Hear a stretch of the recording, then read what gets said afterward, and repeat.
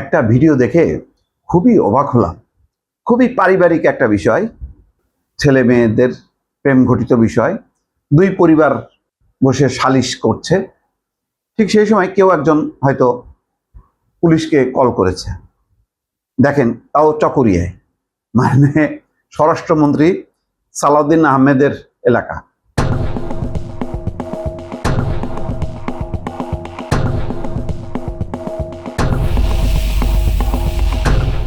সেখানে কি হলো দেখেন, এটা দেখেন দেখেন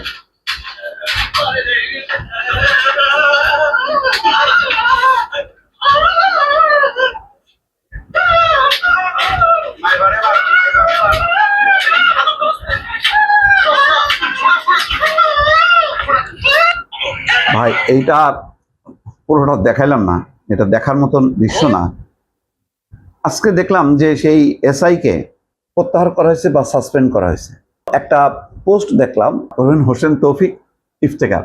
একটা মেয়ে পালিয়েছিল ভালোবাসার মানুষের কাছে, অপরাধ নয়, স্বপ্ন নিয়ে।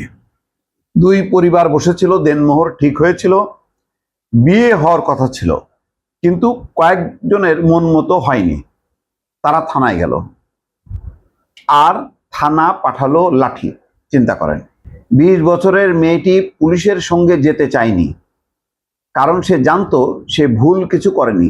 কিন্তু ওসির পাঠানো এসআই আরকানুল ইসলামের নির্দয় লাঠি সেটা মানেনি।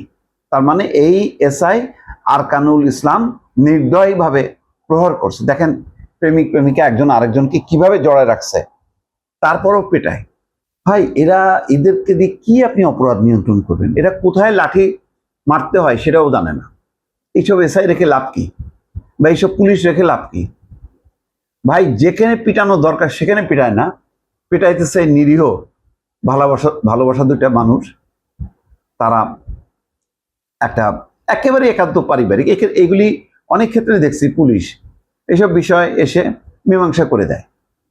অসংখ্য ঘটনা তাই ঘটে। এরাও মামলা করে না, তারা বলে যে ভাই আপনারা নিজেরা এটা মিলমিশ করেন, এটা পুলিশের ঝামেলার মধ্যে যেন না, আপনারা সমস্যায় পড়বেন। তখন তারাও বুঝতে পারে, তখন মিলমিশ করে নেয়। পুলিশ তো এটাই, পুলিশ কি শুধু আইন প্রয়োগ করবে, আটক করবে, লাঠিপেটা করবে, থানায় করবে, আদালতে পাঠাবে? তাই পুলিশ অনেক কিছু প্রেশার তৈরি করে একটা সামাজিক শৃঙ্খলা তৈরি করতে পারে। এখানে একদম ব্যতিক্রম। চকরিয়ার পুলিশ কেমন এটা বোঝার জন্য এই ঘটনাটা যথেষ্ট। মেয়েটিকে পশুর মতো পেটানো হলো। প্রেমিক নুরুল আমিন এখন চট্টগ্রাম মেডিকেলে। তার মানে মেয়েটাকে মারছে, আর প্রেমিক নুরুল আমিন হয়তো বেশি মার খেয়েছে, সে এখন চট্টগ্রাম মেডিকেলে। চকরিয়ার এই সেই ঘরের দেয়ালে এখনো লেগে আছে দুটি মানুষের আর্তনাদ। স্বরাষ্ট্রমন্ত্রীর এলাকায় শনিবার বিকেলে ক্যামেরার সামনে 5 বছর পর যখন কেউ জিজ্ঞেস করবে পুলিশ সংস্কার কেন দরকার ছিল, তখন কমেন্টে থাকা ভিডিওটাই হবে উত্তর। মানে খুবই অর্থপূর্ণ একটা মেসেজ। দেখেন, এইটা কথা হলো কেন হবে এটা? এখানে আরো একটা রিপোর্ট দেখছি, 21-এর পত্রিকা। চকরিয়ায় এসআইকে বলির পাঠা বানিয়ে আড়ালে ওসি মনির। কক্সবাজার চকরিয়ার প্রেমিক যুগলকে উদ্ধারের নামে পুলিশের বর্বরচিত লাঠিপেটার ঘটনায় এসআই মোহাম্মদ আরকানুল ইসলামকে প্রত্যাহার করা হলেও মূল নির্দেশদাতা চকরিয়া থানার ভারপ্রাপ্ত কর্মকর্তা ওসি মনির ধরাছোঁয়ার বাইরে রয়েছেন। মাঠ পর্যায়ের পুলিশ কর্মকর্তা এসআই মোহাম্মদ আরকানুল ইসলাম গণমাধ্যমের কাছে ওসি মনিরের নির্দেশের কথা স্বীকার করলেও ওসির বিরুদ্ধে কোনো ব্যবস্থা না নেওয়ায় স্থানীয়দের মাঝে ক্ষোভের সৃষ্টি হয়েছে। দেখেন, এই জন্য বলি যে আমাদের এই পুলিশের যথেষ্ট পরিমাণ তার একটা প্রশিক্ষণ দরকার, কি করা উচিত আর কি করা উচিত না, কিভাবে সংকটগুলো সমাধান করবে। প্রেমিকাকে বাঁচাতে গিয়ে নুরুল আমিন নিজেও বেধড়ক পিটুনির শিকার হয়ে অজ্ঞান হয়ে পড়েন। অবস্থার অবনতি হওয়ায় নুরুল আমিনকে চট্টগ্রাম মেডিকেল কলেজ হাসপাতালে পাঠানো হয়েছে। এই ঘটনার পর জনরোষের মুখে এসআই মোহাম্মদ আরকানুল ইসলামকে পুলিশ লাইন্সে সংযুক্ত জেলা পুলিশ লাইন্সে সংযুক্ত করা হয়েছে।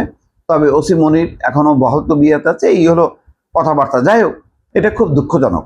এটা নিশ্চয়ই স্বরাষ্ট্রমন্ত্রী, যেহেতু তার নিজের এলাকা, এটা যথাযথ ব্যবস্থা নেবেন এই প্রত্যাশা করি, এবং একই সঙ্গে এই ধরনের ঘটনা থেকে পুলিশকেও শিক্ষা নিতে হবে আসলে তাদের কি করা উচিত আর কি করা উচিত না।